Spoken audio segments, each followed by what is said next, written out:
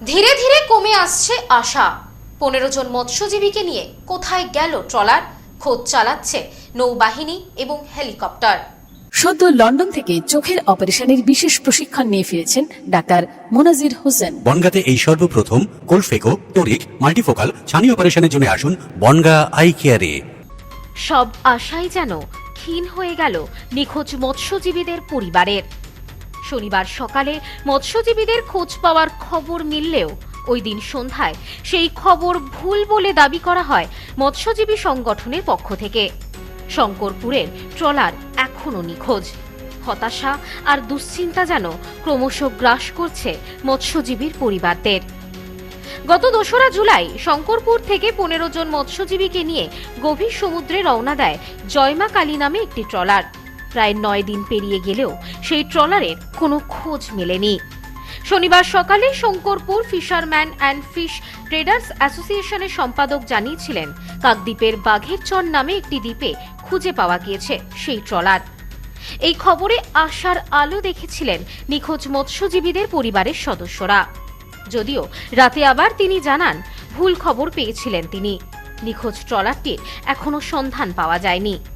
মা কালী নামে যে ট্রলারটি পাওয়া গেছে, এই ট্রলারটি ওটা সঠিক নয়। তার কারণ এটা অন্য ট্রলার ছিল, কিন্তু আমাদের ওয়্যারলেসের মাধ্যমে আমি জানতে পেরেছিলাম, যারা বেরিয়েছেন তারা বলছিল এই জয়মা কালী এই ট্রলারটা। খবরটি সম্পূর্ণ ভুল এবং এই ভুলের জন্য আমি ক্ষমাপ্রার্থী। আপনাদের কাছে আপনাদের অবগত করার জন্য এই সংবাদটি আবার আপনাদের নিকট পাঠাচ্ছি। জানা যায় 6 জুলাই ট্রলারটির সঙ্গে শেষবার ওয়্যারলেসে যোগাযোগ করা সম্ভব হয়েছিল, কিন্তু তারপর থেকে ট্রলারটির সঙ্গে আর যোগাযোগ করা যায়নি। ট্রলারটির খোঁজ করার জন্য নৌবাহিনী এবং হেলিকপ্টারের সাহায্য নেওয়া হয়েছিল। নিখোঁজ ট্রলারে 15 জন মৎস্যজীবী আছেন। এর মধ্যে 9 জন মন্দারমণি কোস্টাল থানা, রামনগর ও পটাশপুরের বাসিন্দা। বাকিদের মধ্যে 3 জন ওড়িশার বাসিন্দা, 2 জন নদিয়ার এবং 1 জন হাওড়ার বাসিন্দা। মৎস্যজীবীদের পরিবারের সঙ্গে প্রশাসনের তরফ থেকে সব রকম যোগাযোগই রাখা হচ্ছে। জয়রাম মাঝি, রবীন্দ্র মাঝি, জগন্নাথ মাঝিকে এতিকে অনুরোধ করেছে হাত যোড়িকে, ওড়িশা সরকার তুই আমার সাহেব কাকু আমাকে আনি দিও আমার পাখুকু, আমার পেট নাগিছে যাইতিলা কটিতে।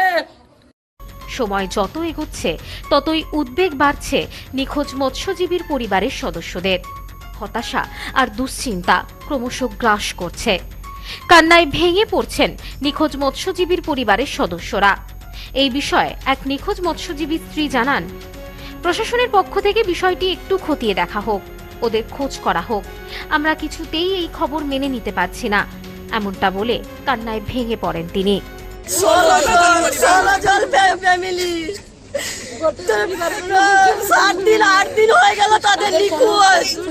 যদি মুখ্যমন্ত্রী কথা আবেদন কোন জাহাজ বা প্লেন করে যদি ব্যবস্থা নেই, আমরা কি করব? 7-8 দিন জলপথ, খবর যখন নেই মুখ্যমন্ত্রী, এইটাই আমাদের আবেদন। Bureau report, news no man's land, Shankarpur. পশ্চিমবঙ্গের উত্তর 24 পরগনা জেলার বনগাঁ এলাকায় সুধীর কর্মকার কলেজ অব এডুকেশন এক স্বনামধন্য এবং অতি উল্লেখযোগ্য শিক্ষণ মহাবিদ্যালয়। বর্তমান এই শিক্ষক মহাবিদ্যালয়ে নতুন শিক্ষাবর্ষে বিএড অ্যাডমিশন চলছে। তাই বিএড অ্যাডমিশন নেওয়ার বিষয়ে যে সমস্ত শিক্ষার্থীরা আগ্রহী, তারা অতি সত্বর কলেজের অফিসে এসে যোগাযোগ করবেন। আমাদের কলেজের ঠিকানা গোপালনগর, চরচালকি, বনগাঁ, উত্তর 24 পরগনা। পিন নম্বর 743235।